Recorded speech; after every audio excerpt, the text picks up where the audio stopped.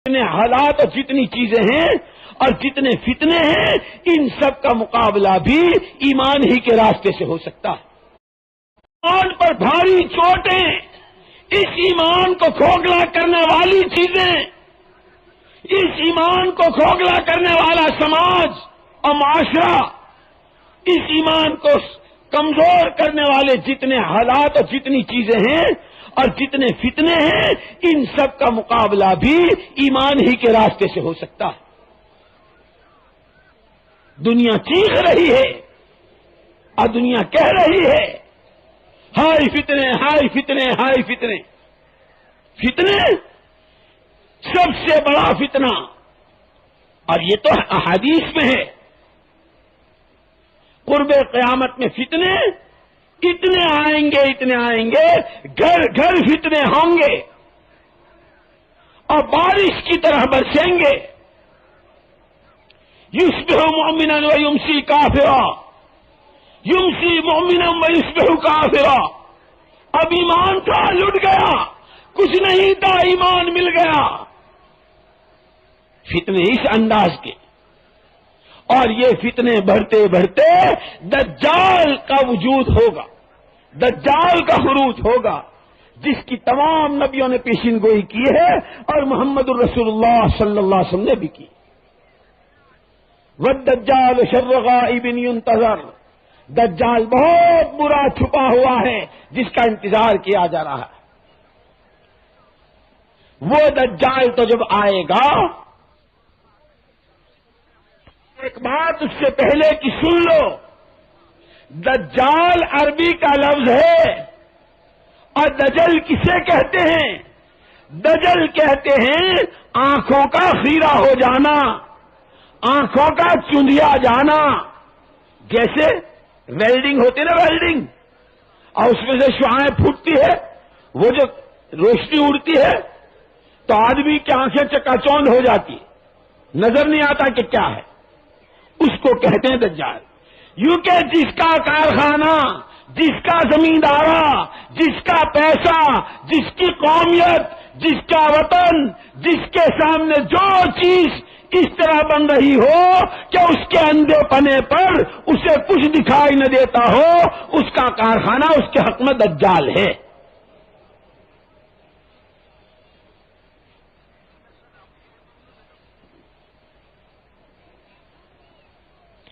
اگر کارخانے دار کو کارخانے میں حق و باطل کی تمیز نہیں ہے، حلال و حرام کی تمیز نہیں ہے، خدا رسول کے اوامر و احکامات کی تمیز نہیں ہے، یہ کارخانہ اس کے حق میں دجال ہے۔ جو جہاں جس شکل میں ہے، جون سی شکل اس کی نگاہیں چکا چوند کر رہی ہے، اسے آخرت بھلا رہی ہے، قبر سے آنکھیں بند کروا رہی ہے، پل صراط سے گزرنے، نبی کے سامنے کی پیشی اور خدا رسول کے ہاں کے جواب دہی اگر اس سے غافل کر رہی ہے تو اس کی وہ شکل اس کے حق میں دجال ہے۔ ان تمام شکلوں سے نکلنا، اور پھر وہ دجال جو اپنی حقیقت کے ساتھ آئے گا اور جو کرتب دکھائے گا اور جس کے نتیجے میں لوگ ایمان سے ہاتھ دھو بیٹھیں گے بہت سارے،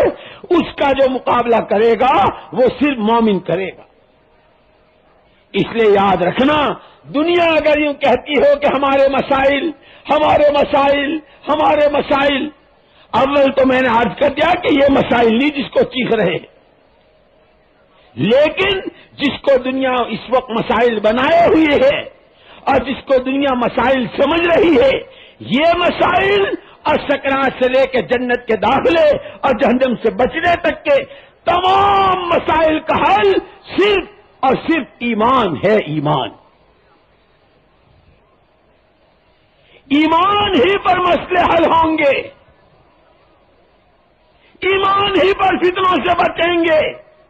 ایمان ہی پر اللہ کی تائید و نصرت آئے گی، اور ایمان ہی پر پوری شریعت پر چلنا آسان ہوگا۔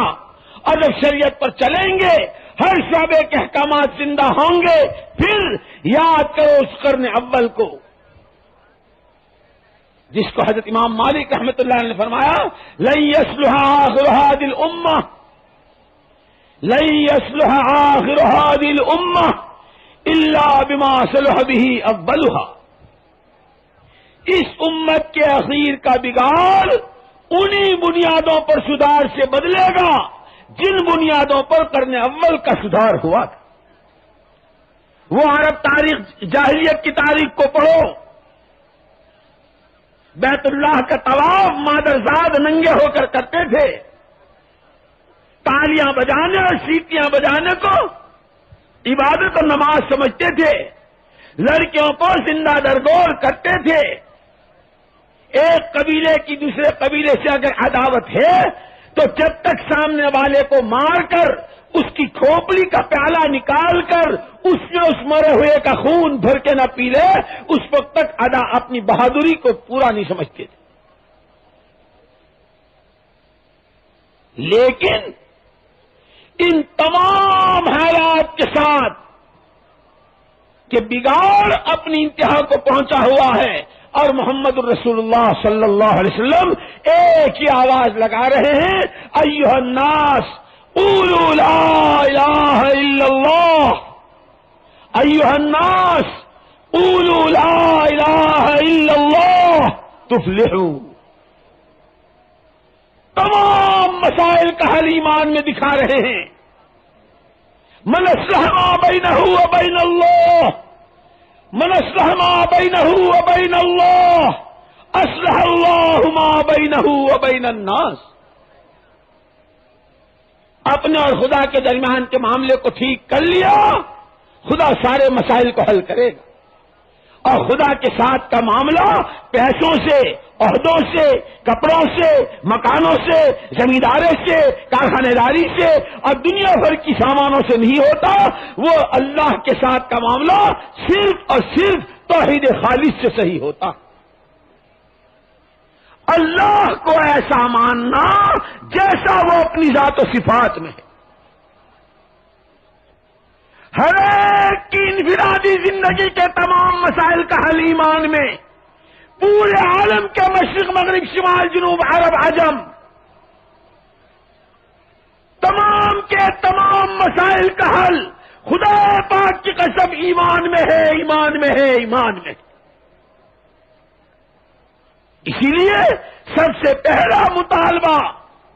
اللہ کی طرف سے ہر ایک سے یہ ہے، ایمان بناؤ۔ ایمان بنانے کی راہ محمد صلی اللہ علیہ وسلم نے سب کو بتا دی۔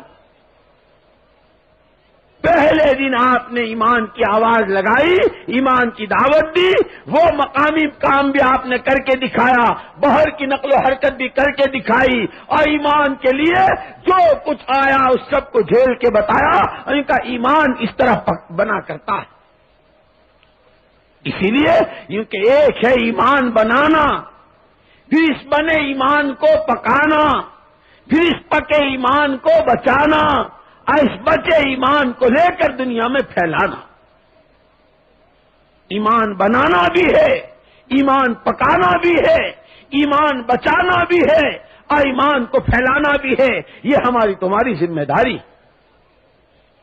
ایمان بنے گا دعوت سے، ایمان بنے گا دعوت سے، ایمان پکے گا مجاہدوں سے،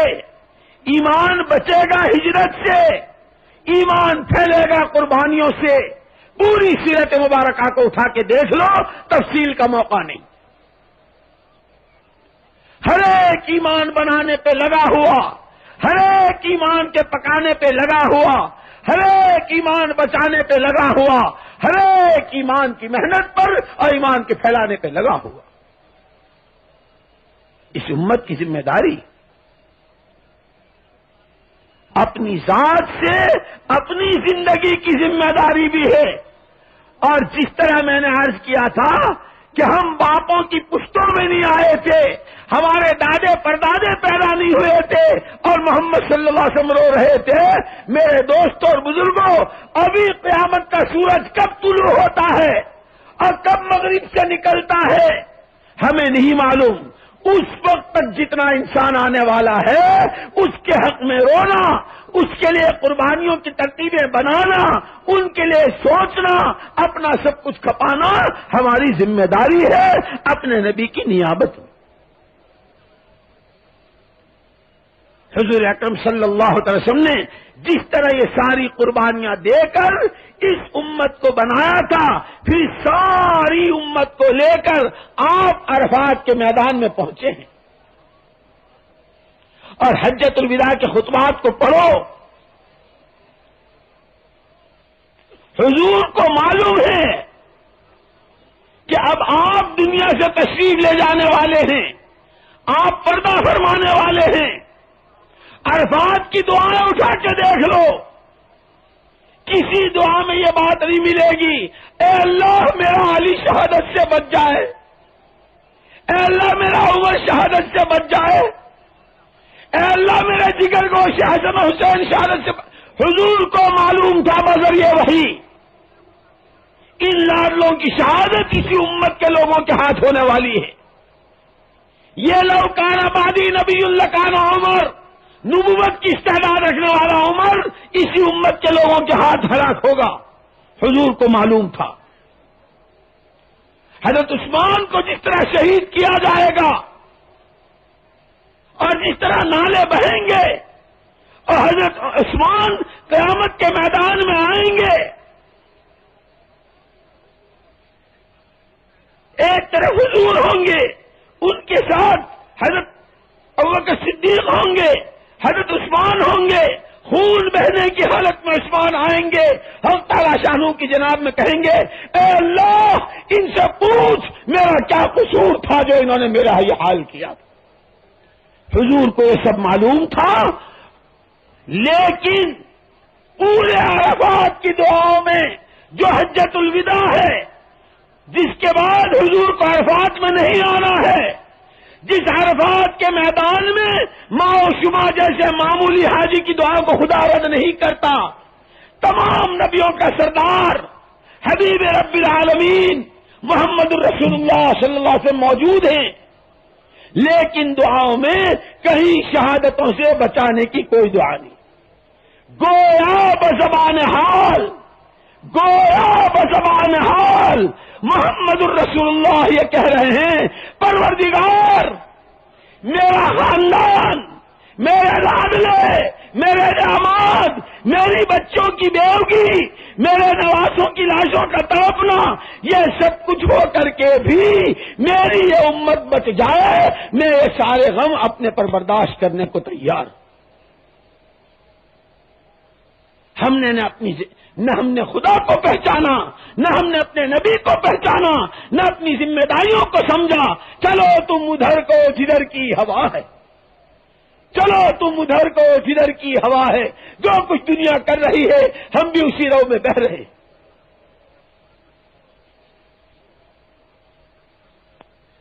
اس عرفات کے میدان میں یہ بارے گراں، یہ امانت جو حضور اکرم صلی اللہ علیہ وسلم نے ان آیتوں کی روشنی میں بلغ ما انزل الیک من ربک فاستقم کما امرت یا ایھا النبی انا ارسلناک شاہدا قل یا ایھا الناس انی رسول اللہ الیکم جمیعا، ان تمام آیتوں کی روشنی میں حق رسالت ادا کیا تھا، حق عبدیت ادا کی تھی، اور اس انداز سے ادا کی تھی، اور وہ ساری یہ سارا جو کچھ آپ لائے تھے اس امت کے ایک ایک فرد کے حوالے آپ نے کیا تھا۔